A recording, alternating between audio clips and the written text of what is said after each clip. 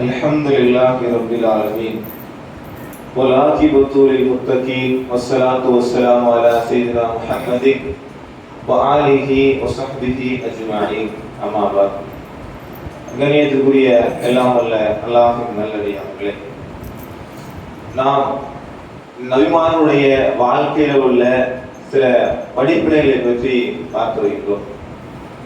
அந்த வகையிலே நபி இப்ராஹிம் அலைஹிஸ்ஸலாமுடைய வாழ்க்கையில் உள்ள நிறைய படிப்பினை இருக்கின்றது. சில விஷயங்களை பார்த்தோம். அதே போன்று நபி ஆதம் அலைஹிஸ்ஸலாம் அவருடைய வாழ்க்கையிலும் நிறைய படிப்பினைகள் இருக்கின்றது. அதிலும் சில விஷயங்களை பார்த்தோம். அந்த வகையிலே நபி யாக்கூப் அலைஹிஸ்ஸலாம் அவருடைய வாழ்க்கையிலிருந்து நமக்கு கிடைக்கக்கூடிய படிப்பினைகள் என்னவென்று சொன்னால், நபி யாக்கூப் அலைஹிஸ்ஸலாம் அவர்களுக்கு மரணம் நெருங்கிய போது அவர்கள் செய்த உபதேசத்தை அல்லாஹ் ரப்பல் ஆலமீன் குர்ஆனிலே சொல்லி காண்பிக்கிறார். பொதுவாக மனசு மரணிக்க போகும்போது சில முக்கியமான உபதேசங்கள் தன்னுடைய சந்ததிகளுக்கு சொல்லுவாங்க. நல்ல அம்மாவை பார்த்துக்கோ, உன்னுடைய மனைவியை நல்லா பார்த்துக்கோ, பிள்ளைகள்லாம் நல்லா படிக்க வைப்பா, பொருளாதாரத்தை நல்லா பார்த்துக்கோ அப்படின்னு என்னென்ன முக்கியமான விஷயங்களா இருக்கோ சொல்லுவாங்க. ஆனா உண்மையிலேயே ஒரு மூமின் என்ன முக்கியமான விஷயத்தை சொல்லணும் அப்படிங்கிறது இந்த நபியுடைய வாழ்க்கையில நமக்கு மிகப்பெரிய ஒரு படிப்பினையா இருக்கு. என்ன படிப்பு அப்படின்னா, அல்லாஹ் சொல்லி காமிக்கிறான், அம் குந்தும் ஷுஹதாஅ, நீங்கள் சாட்சியாளர்களாக இருந்தீர்களா. யாரை பார்த்து இந்த வசனம் பேசுதுன்னா, நபிகள் நாயகம் ஸல்லல்லாஹு அலைஹி வஸல்லம் காலத்துல யூதர்கள் வாழ்ந்துட்டு இருந்தாங்க. இவங்க என்ன பண்ணாங்கன்னா, நபிமார்களுடைய அந்த அடக்கஸ்தலங்கள்லாம் வணக்கஸ்தலங்களா ஆக்குறாங்க இல்லையா. அப்ப இதுக்கு சாட்சி வேணுமா இல்லையா. அது என்ன பண்ணிட்டு நாங்க அதை பார்த்தா கத்துக்கிட்டோம், எங்களுடைய முன்னோர்கள் இருந்தாங்க, எதை கத்து கொடுத்தாங்க அப்படின்னு அவன் சொல்லிக்கிட்டு இருந்தான். அப்பதான் அல்லாஹ் சொல்றான், அம் குந்தும் ஷுஹதாஅ, நீங்கள் சாட்சியாளர்களா இருந்தீர்களா, இது ஹலர யாக்கூபல் மௌத், யாக்கூப் நபிக்கு மரணம் வந்துச்சா இல்லையாப்பா, அப்ப நீங்க அங்க போய் இருந்தீங்களா, நீங்க இருக்கல. அப்ப அவர் சொன்ன விஷயத்தை யார் சொல்லணும்? ஒன்று நான் சொல்லணும், இல்ல அந்த நேரத்துல யார் இருந்தாங்களோ அவங்க சொல்லணும். அந்த நேரத்துல இருந்தவங்க ரொம்ப நாள் இருக்க முடியாது, மரணிச்சுவாங்க. அப்ப அல்லாஹ் என்னது நித்திய ஜீவன், அவன் சொல்லணும். அவன் சொல்றான், இது கால லி பனீஹி, அவர் தன்னுடைய வாரிசுகளுக்கு கூறியதை எண்ணி பாருங்கள், மா தஅபுதூன மின் பஅதி, எனக்கு பிறகு நீங்கள் எதை வணங்குவீர்கள்.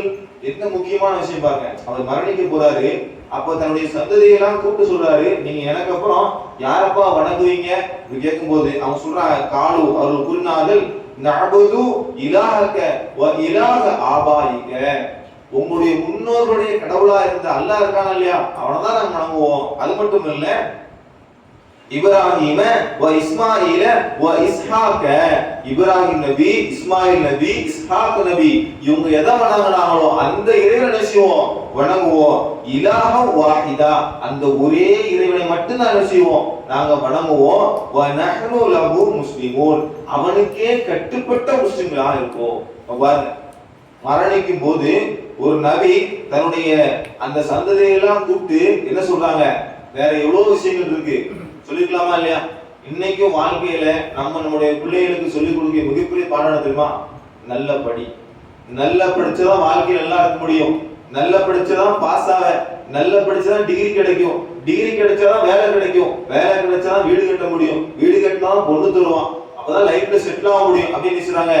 நிறைய பெற்றோர்கள் சொல்லி கொடுக்குறாங்க. அதை மார்க் என்ன செய்யல, தடுக்கவே இல்லை. நல்ல படிக்கணும், லைஃப்ல செட்டில் ஆகணும், இதையும் இஸ்லாம் சொல்லி காமிக்கு. ஆனா இது செட்டில் கிடையாது. நிறைய பேர் என்ன நினைக்காங்கன்னா, நல்லா படிச்சு நல்ல வீடு கட்டி சொத்து சுகம் சேர்த்து நல்லபடியா வாழ்ந்துட்டு இருக்குமா இல்லையா, இதுதான் செட்டில்மெண்ட் நினைச்சிட்டு இருக்காங்க. உண்மையிலே இது செட்டில்மெண்ட் கிடையாது. ஏன், இந்த உலகம் அழிஞ்சு போயிடும், மறுமைதான் என்னது உனக்கு செட்டில்மெண்ட். அதனால நம்முடைய குழந்தைகளுக்கு சொல்லி சொல்லி வளர்க்க வேண்டியது என்ன அப்படின்னா, இந்த உலக வாழ்க்கை நிரந்தரம் கிடையாது. ஒரு நாள் நீயும் போயிருவ, நானும் போயிருவேன். ஒண்ணு உனக்கு முன்னாடி நான் போலாம், எனக்கு பின்னாடி நீ போலாம், ஆனா ஒரு நாள் போயிருவோம். அங்க நம்முடைய பொருளாதாரம் நமக்கு உதவி செய்யாது, நமக்கு தெரிஞ்ச நண்பர்கள் உதவி செய்ய மாட்டாங்க, நீ எனக்கு உதவி செய்ய முடியாது, நான் உனக்கு உதவி செய்ய முடியாது. என்ன உதவி செய்ய தெரியுமா, அல்லாஹ்வுக்கு இணை வைக்காம இருந்ததுன்னா அங்க நிறுத்திடலாம், தப்பிச்சிடலாம்பா அப்படின்னு சொல்லி நம்முடைய குழந்தைகளுக்கு எப்பவுமே சொல்லி சொல்லி விளக்கணும். நீ அல்லாஹ் மட்டும் வணங்கு, அல்லாஹ்வுக்கு இணை வச்சிடாத, அல்லாஹ் மட்டும் வணங்கு, அல்லாஹ்வுக்கு இணை வச்சிடாதங்கிற விஷயத்த நம்முடைய குழந்தைகளுக்கு சொல்லி சொல்லி விளக்கணும். எவ்வளவு முக்கியத்துவமா இருந்திருந்தா இந்த யக்கூப் அலைஹிஸ்ஸலாம் நம்முடைய சந்ததிகளுக்கு சொல்லியிருப்பாங்க. மற்ற விஷயங்கள் இருந்திருக்குங்கள, அவங்க காலத்திலையும் தொழுகை, நோன்பு, மற்ற நல்லமையான விஷயங்கள்லாம் இருந்திருக்குமா இல்லையா? அதெல்லாம் சொல்லி காமிச்சிருக்கலாமா இல்லையா? ஆனா அதை சொல்லி காமிக்கல. அது மட்டும் இல்லாம அவங்க நம்மள மாதிரி சாதாரண ஆள் கிடையாது. அவர் ஒரு நபி யக்கூப், அவருடைய தந்தை இஸ்ஹாக் நபி, அவருடைய தந்தை இப்ராஹிம் நபி. பாருங்க, தந்தையும் நபி, அவருடைய நன்னார் பாட்னார் அவர் என்னது நபி. இப்படி நபிமாருடைய வம்சத்துல இருந்து வந்திருக்காங்க. அவர் அலட்சியமா இருக்கலாம்ல, நம்முடைய பையன்லாம் அங்க சிரிக்கலாம் வைக்க மாட்டான் அப்படின்னு ஒரு நடிக்கமா இல்லையா?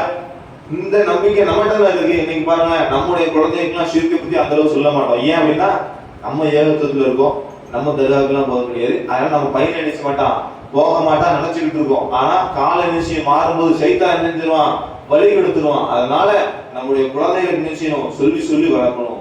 அதே மாதிரி இந்த இடத்துல என்ன ஃபார்மட்டா எல்லாம் பயன்படுத்துறாங்கன்னா, வநஹ்னு லஹு முஸ்லிமூன், அவனுக்கே நாங்கள் கட்டுப்பட்டவர்களா இருப்போம். இதுல எப்படின்னா இந்த வார்த்தையை எப்படி பயன்படுத்தலாம் தெரியுமா? அரபிக்ல முஸ்லிமூன லஹுன்னு கொண்டு வரலாம். அந்த லஹுங்கிறது பின்னாடி கொண்டு வரலாம். ஆனா அப்படி பின்னாடி கொண்டு வராம முன்னாடி கொண்டு வந்தாங்கன்னா உனக்கு மட்டும்தான் கட்டுப்படுவோம் அர்த்தம். ஆணித்தரமா ஒரு சபையில போய் நின்றுட்டேப்பா யாராவது ஒருத்தர் வாங்க அப்படின்னு கூப்பிட்டு இப்ராஹிம் கண்டிப்பா வரணும் அப்படின்னு சொல்றது வித்தியாசம் இல்லையா?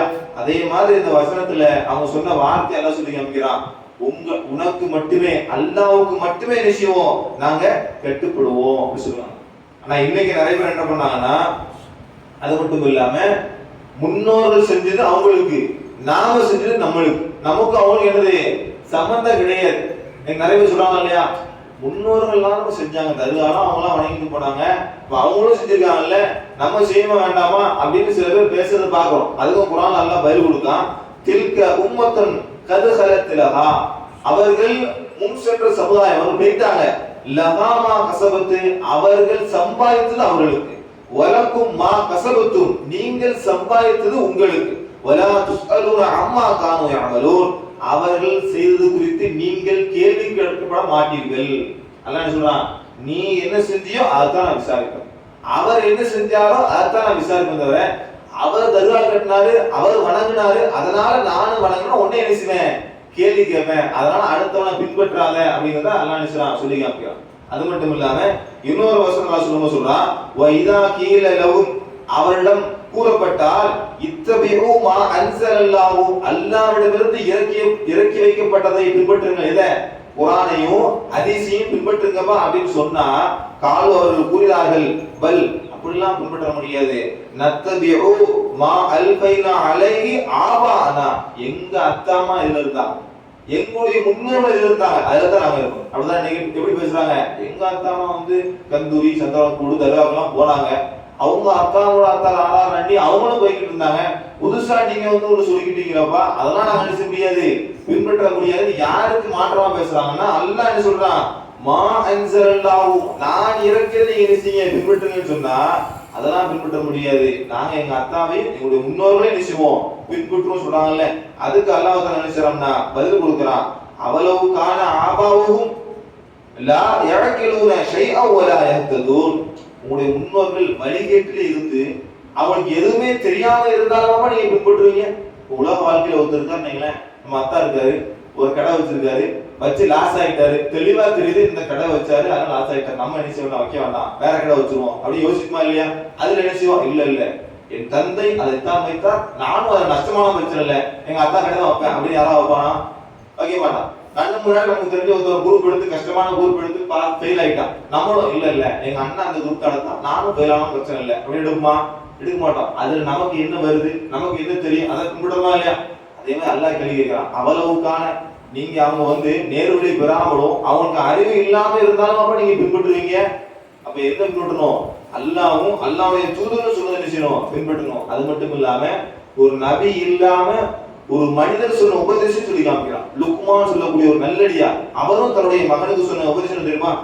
இது கால லுக்மான் ஒலி இப்னிஹி, லுக்மான் தன்னுடைய மகனுக்கு கூறினார், வஹுவ யஅலுஹும், அவர் கூறிய உபதேசத்தை நீங்க என்ன செய்யுங்க, ஞாபகப்படுத்தி பாருங்க. அல்லாஹ் இந்த குர்ஆன்ல சும்மா அவர் சொன்னது இவர் சொன்னதெல்லாம் சொல்ல மாட்டான். சொன்ன விஷயம் ரொம்ப முக்கியமான விஷயங்களே, அது எத்தனை வருஷம் இருந்தாலும் அதை எடுத்து நமக்கு என்ன அல்லாஹ் சொல்லுவான். அந்த லுக்மான் சொல்றாரு, யா புனை, என் அருமை மகனே, லா துஷ்ரிக் பில்லாஹ், அல்லாஹ்வுக்கு எதையும் இணை வச்சிராதப்பா சொல்றாரு தன்னுடைய மகனுக்கு. என்ன சொல்றாரு? என் அருமை மகனே, அல்லாஹ்வுக்கு எதையும் இணை வச்சிராத.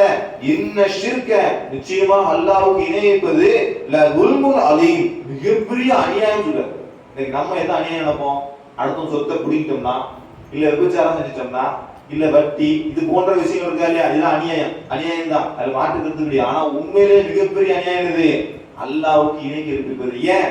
அவன் தான் நம்மளை படைச்சான், அவன் தான் நமக்கு உணவளிக்கிறான், அவன் தான் நம்மளை மன்னிக்க செய்வான், அவன் தான் திரும்ப நம்மளை நினைச்சுவான், எழுப்புவான். இப்படிப்பட்ட அல்லாஹ் விட்டுட்டு அல்லாஹ்வால படைக்கப்பட்ட அந்த படைப்பினங்கள்ட்ட போய் நம்ம கையேந்தணும் அப்படின்னா இதுதான் மிகப்பெரிய அநியாயம் அப்படிங்கிறத தன்னுடைய மகனுக்கு என்ன செய்றாரு? சொல்லி கொடுக்குறாரு. அது மட்டும் இல்லாம இந்த ஷிர்க் பண்றதை எந்த அளவுக்கு நபிகள் நாயகம் ஸல்லல்லாஹு அலைஹி வஸல்லம் வெறுத்தாங்க அப்படின்னா, ரசூல் ஸல்லல்லாஹு அலைஹி வஸல்லம் மரண படுக்கையில் இருக்கிறார்.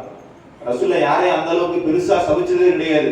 தன்னை அடிச்சவங்க, தன்னை திட்டினவங்க என்னது சபிக்கவே இல்லை. ஆனா ரசூல்லா மரண படுக்கையில் இருக்கும்போது சொல்றாங்க, லஅனல்லாஹு, அல்லாஹ்வுடைய சாபம் உண்டாகட்டும், நாசமா போட்டும்பா, அல் யஹூத வன் நஸாரா, யூதர்களும் கிறிஸ்தவர்களும் என்ன செய்யட்டும்? நாசமா போட்டும். ஏன் தெரியுமா? இத்தஹது குபூரா, அவர்கள் அந்த மன்னரைகளை எடுத்துக்கொண்டார்கள். யாருடைய மன்னரை? அன்பியாஇஹிம் மஸ்ஜிதன், நபிமாருடைய மன்னர்களை வணக்கஸ்தலங்களா எடுத்துட்டாங்க. இன்னைக்கு இவங்க யார் எடுத்துக்காங்க? மோதினத்துல்லா ஜெயிலானி, நாவூர் ஆண்டகை, ரிபான், இவரெல்லாம் சாதாரண ஒரு மனுஷர், ஒரு மார்க்கறிஞர், அவ்வளவுதான். இவரை விட மேம்பட்ட நிலையில் உள்ளவங்க நபிமார்கள். அப்ப என்ன சொல்லணும்? சரி, அவங்க தானப்பா வணங்கிட்டு போங்க விட்டுக்கணும்ல? இல்ல, அதுக்கே நபிகள் நாயகம் ஸல்லல்லாஹு அலைஹி வஸல்லம் ஸ்தபிச்சாங்க. அது மட்டும் இல்லாம அலி ரலியல்லாஹு அன்ஹு அவங்களை கூப்பிட்டு எந்த கபர் தரை மட்டத்துக்கு மேல இருக்கும் அதெல்லாம் உடைச்சிருப்பான்னு சொன்னாங்க, ஆர்டர் பண்ணாங்க.